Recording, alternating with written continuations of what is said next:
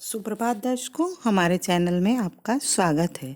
चैत्र नवरात्रि का आज अंतिम दिन है और इस दिन माँ सिद्धिदात्री की पूजा और अर्चना का विधान है।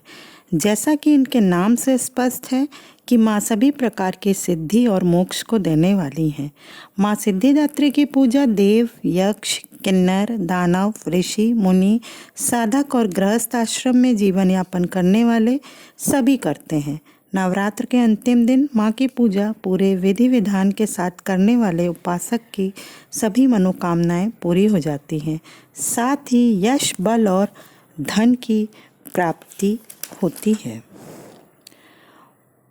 माँ दुर्गा का यह रूप अत्यंत शक्तिशाली स्वरूप है।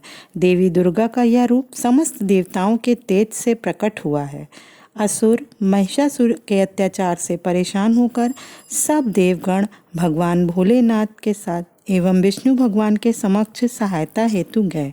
तब वहां उपस्थित सभी देवगणों से एक एक कर तेज उत्पन्न हुआ और उस तेज से एक दिव्य शक्ति का निर्माण हुआ, जिन्हें सिद्धिदात्री नाम से जाना गया। आइए जानते हैं माँ सिद्धिदात्री के बारे में कुछ विशेष बातें। माँ सिद्धिदात्री के पास ये 8 सिद्धियाँ हैं, जिनके नाम हैं अणिमा, महिमा, प्राप्ति, प्राकाट्यम, गरिमा, लघिमा, ईशित्व और वशित्व। ये 8 सिद्धियाँ माँ की पूजा और कृपा से प्राप्त की जा सकती हैं। मान्यता है कि सभी देवी देवताओं को माँ से ही सिद्धियों की प्राप्ति हुई है। हनुमान चालीसा में इन्हीं 8 सिद्धियों का उल्लेख करते हुए कहा गया है कि अष्ट सिद्धि नवनिधि के दाता, असवर दीन जानकी माता।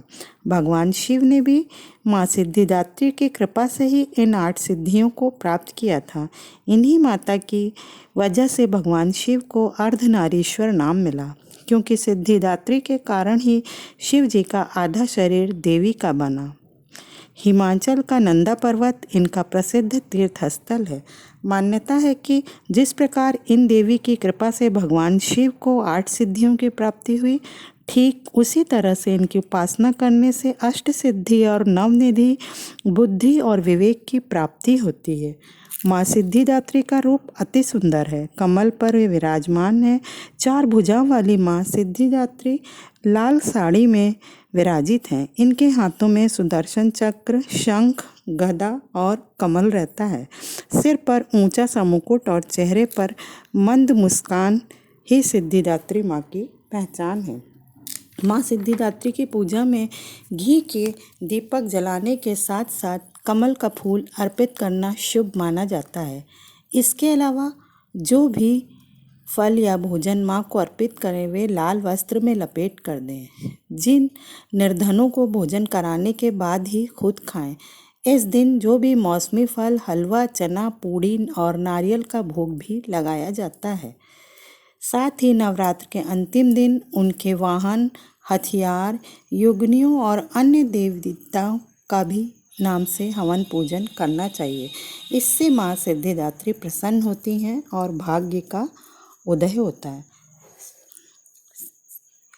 माँ का मंत्र है सिद्ध गंधर्व यक्षादैरपि सुरैरमरैपि सब सेव्यमाना सदा भुआत् सिद्धिदा सिद्धिदायिनी।